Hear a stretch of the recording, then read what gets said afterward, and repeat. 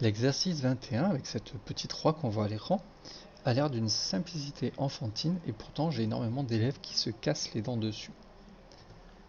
Alors, on va essayer de la dessiner.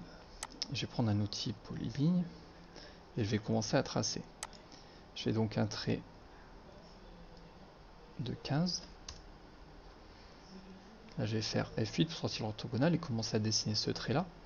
Il fait 24, j'appuie sur la touche tabulation parce que j'ai le mode de saisie dynamique activé, ce qui me permet d'aller rentrer directement les degrés.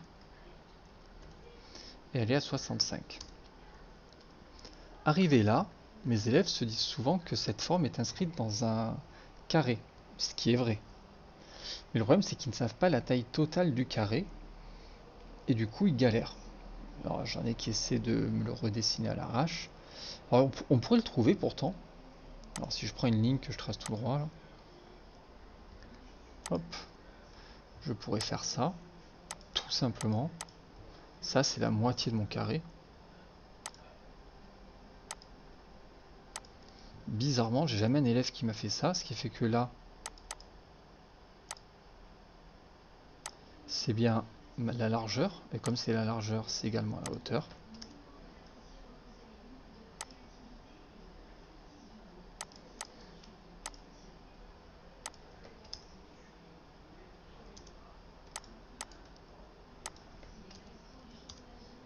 Ça y est, j'ai mon carré, je pourrais redessiner le reste à l'intérieur. Je pourrais essayer d'aller mettre lui ici.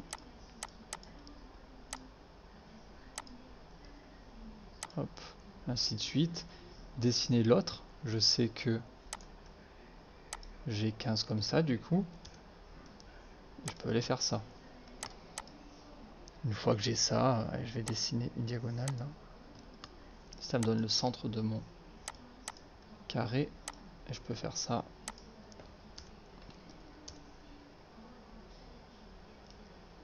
Hop.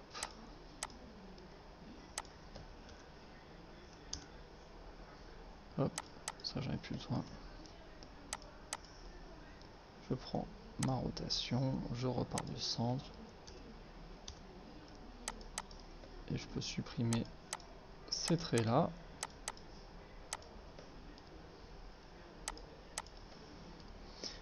Et ça y est, c'est bon, je pourrais joindre.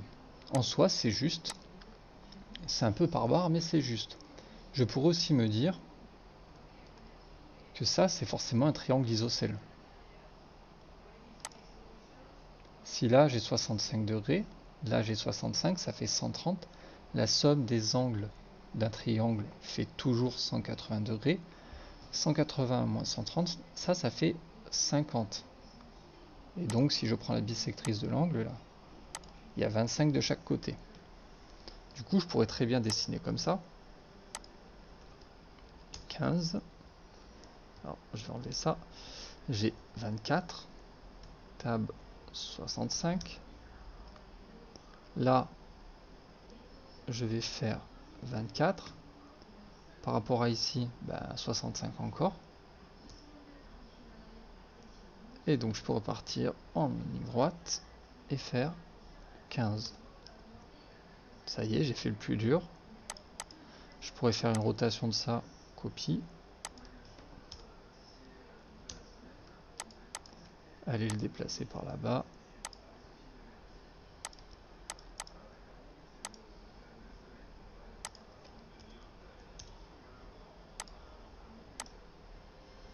J'ai même pas besoin de savoir la largeur totale.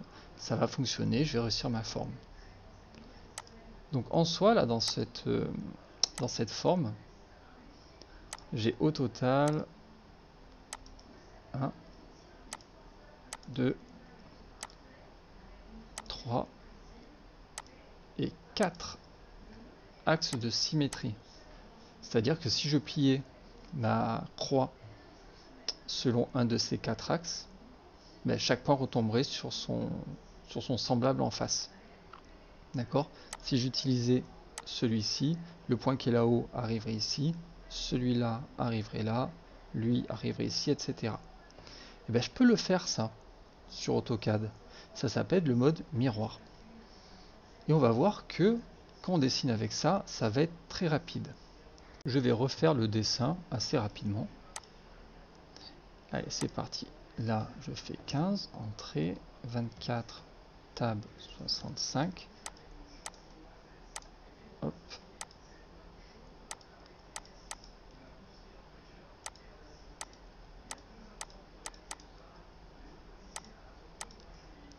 Et ça y est, j'ai fini, j'ai plus qu'à joindre. Alors qu'est-ce que j'ai fait là? J'ai utilisé deux choses pour pouvoir faire ça. J'ai utilisé l'outil miroir, mais aussi le repérage polaire. Jusqu'à présent, on a vu pour dessiner le mode orthogonal, le raccourci CF8, qui permet de tracer strictement de manière horizontale ou verticale. Il y a le mode libre, le mode normal, si j'enlève l'orthogonal en faisant F8, je dessine comme je veux. Il y a un autre mode, le raccourci CF10, mais si je fais F10 là, ça fait une pause sur ma vidéo avec le logiciel avec lequel j'enregistre, donc je ne vais pas faire F10, je vais aller cliquer en bas.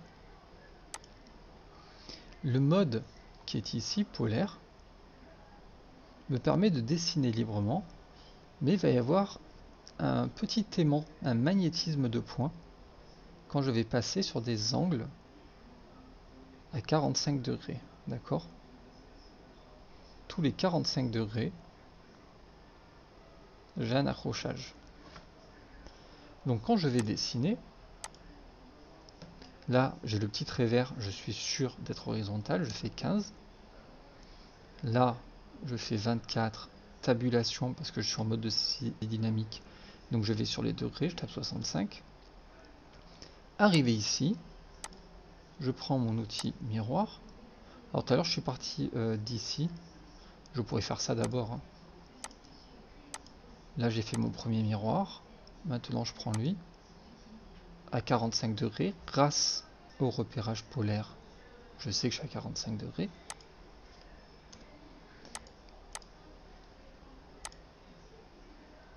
Et là, j'ai plus qu'à fermer. Alors, à chaque fois que je veux faire un miroir, il me propose d'ici effacer les objets sources. Par défaut, si je fais entrée, là, ça fait non. Si je faisais oui, ça effacerait ce qui est en bleu pour me laisser que ce qui est en blanc. Si je fais non, je vais conserver les deux. Et voilà, on voit que c'est extrêmement simple et que ça peut aller très vite si je connais les bons outils et que je trace intelligemment. Donc on a vu deux nouvelles choses dans cet exercice. On a vu le repérage polaire, qui est ici, le raccourci CF10, et j'ai un petit menu déroulant à côté qui permet de choisir quels multiples vont servir à l'accrochage, au magnétisme de points là. Je pourrais dire tous les 15 degrés j'ai un magnétisme. Bon, en soit 45 c'est déjà pas mal. Sinon ça fait beaucoup d'accrochage quand même. J'ai ensuite vu l'outil miroir. Et donc là, pour le miroir, il va falloir se rappeler de ces cours de collège. Quand je choisis une forme pour faire la symétrie va s'opérer en fonction d'un axe. Donc je ne vais pas avoir la même symétrie si je la fais ici, d'accord, que si je la fais là. Tout simplement parce que la distance entre mon axe et ce point va être répercutée de l'autre côté de l'axe. Ce qui fait que si je bouge mon axe, ça bouge aussi le miroir. Donc il faut y penser au moment de faire ça. Donc j'ai mis un premier point, je choisis où je mets mon deuxième point, je clique, et ensuite je choisis de conserver ou non l'objet source. Voilà, j'espère que ça a été assez clair, et je vous dis à très vite pour un prochain exercice. Je vous rappelle que dans la description de la vidéo, vous trouverez un lien de téléchargement de l'exercice au format JPEG. À bientôt.